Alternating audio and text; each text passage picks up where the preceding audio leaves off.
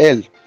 Donc, on voulait juste nous parler que l'impudicité, c'est un péché du corps.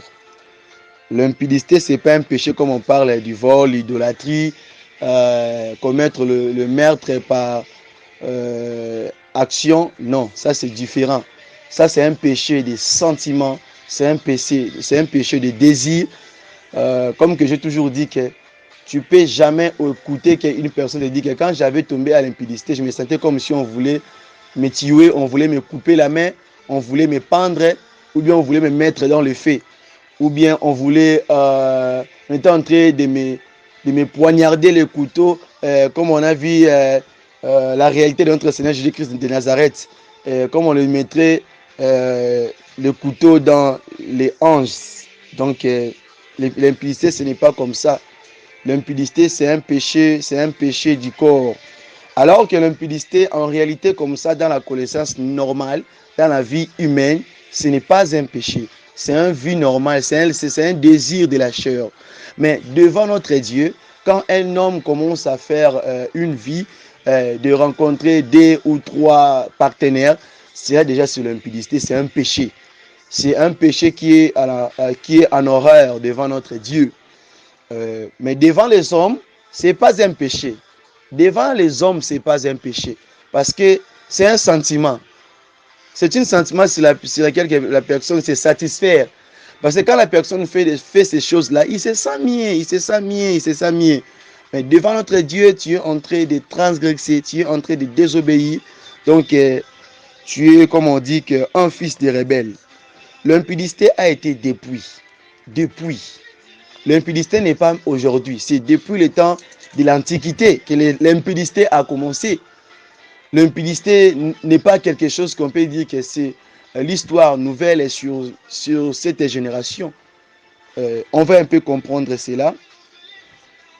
Aussi, il faut lire dans le livre de Genèse, chapitre 6, les versets 1er à 7, pour mieux comprendre aussi comment, au temps de l'Antiquité, que toutes ces choses-là ont été déroulées.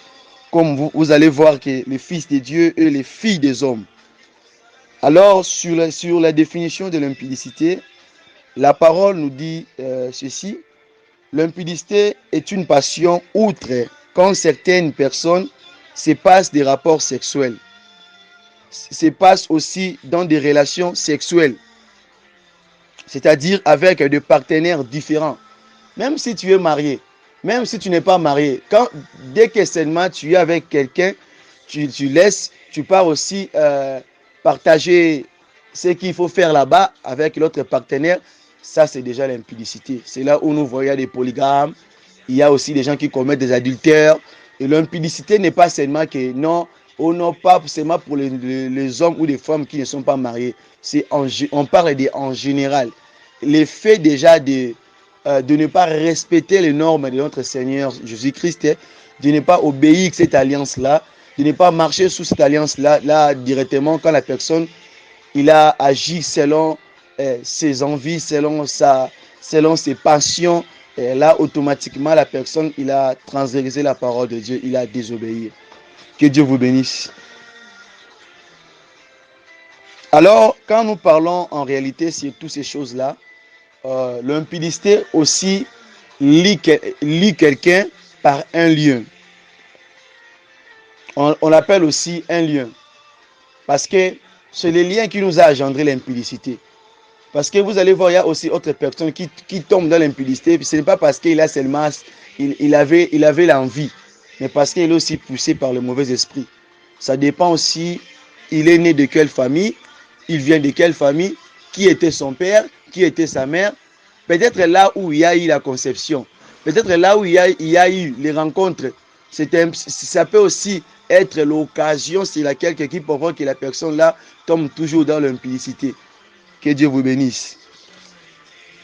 Passion outre, c'est-à-dire quoi? C'est obsession. C'est obsession. Il y a des personnes qui sont obsédées dans l'impudicité. Alors, il y a aussi certaines dispositions qui font que prêt à tomber. Prenons le cas. J'ai déjà croisé une maman qui était en train de me conseiller sur ces points. Il me dit que là où j'étais en train d'œuvrer, il me dit que le frère Paul, il faut conseiller vos frères, d'autres jeunes serviteurs comme vous, leur façon de s'habiller. Même les sœurs, leur façon de s'habiller aussi. Vous savez que la chair est faible. La chair n'est pas forte, la chair est faible. Sache-le bien que même la personne qui peut aussi t'engendrer, s'il est en train de voir tes parties intimes, sache-le bien que la chair est faible. Il peut aussi tomber. C'est-à-dire que toi, il faut te protéger. Moi aussi, je dois aussi me protéger pour ne pas ouvrir des portes, pour ne pas aussi tomber. Cela veut dire quoi? Qu'il y a autre disposition. Ma soeur, mon frère, tu te sens mieux, tu sais bien que tu n'es pas fort. Tu n'es pas fort. Quand tu vois juste le parti d'autres intimes là d'un homme, tu es facile à tomber. Même s'il y a des hommes. Il y a d'autres hommes, s'ils voient d'autres parties, des parties intimes là, des parties là séductrices d'une femme, directement, il est excité. Donc, c'est-à-dire que il faut savoir, il faut bien connaître tes points faibles aussi. Et c'est tout dans ces domaines. Il faut chercher à connaître. Ah, moi, quand je suis seul avec un homme, je ne supporte pas. Tout ce qu'il peut me dire, je suis facile à tomber. Moi, si je marche avec un homme, s'il me touche seulement, même là, dans mes épaules, sur la tête, je me sens automatiquement excité. Amen, amen. Que Dieu vous bénisse. Alors que pour comprendre aussi le passion démoniaque. Sur les passions démoniaques, on va un peu lire dans le livre de Marc, le chapitre 10, le verset 6 jusqu'au 9e verset. Aussi dans le livre de Malachie, chapitre 2, le verset 14-16. Deutéronome aussi 24, le verset 1er à 4. Deutéronome aussi chapitre 22, le verset 13-19. Bon, ce qu'il faut retenir, je pense qu'on peut lire seulement Malachie. Ce qu'il faut retenir, c'est ce que je dois lire ici. Vous allez comprendre que Dieu n'est pas content, surtout aux jeunes frères. Aujourd'hui, il part s'engager, il dit que non, je voulais me marier. Il prend une femme en arrivant là-bas sur les lieux là. Oh non, vraiment je ne suis pas satisfait. Ou bien vous êtes en train d'écouter la femme dire que oh non, cet homme-ci, hein, vraiment je n'arrive pas là, il faut arriver. Donc après avoir passé sur cette alliance, après avoir passé sur l'engagement d'être la vie devant les hommes, vie devant Dieu, être béni, et la personne dit que non, il ne me satisfait pas comme il faut. C'est ça aussi des choses qui causent des divorces, qui causent des séparations, même sur les hommes de Dieu, même sur les sœurs en Christ. Oh, donc je ne suis pas à l'aise quand je suis avec lui.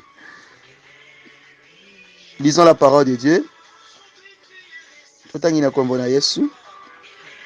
Et vous dites, pourquoi? Parce que l'Éternel a été témoin entre moi et la femme de ta jeunesse, à laquelle tu es infidèle, bien qu'elle soit ta compagne, et la femme de ton alliance. Nul n'a fait cela avec un reste de bon sens. Un seul l'a fait. Et pourquoi? Parce que qui cherche la postérité que Dieu lui avait promis.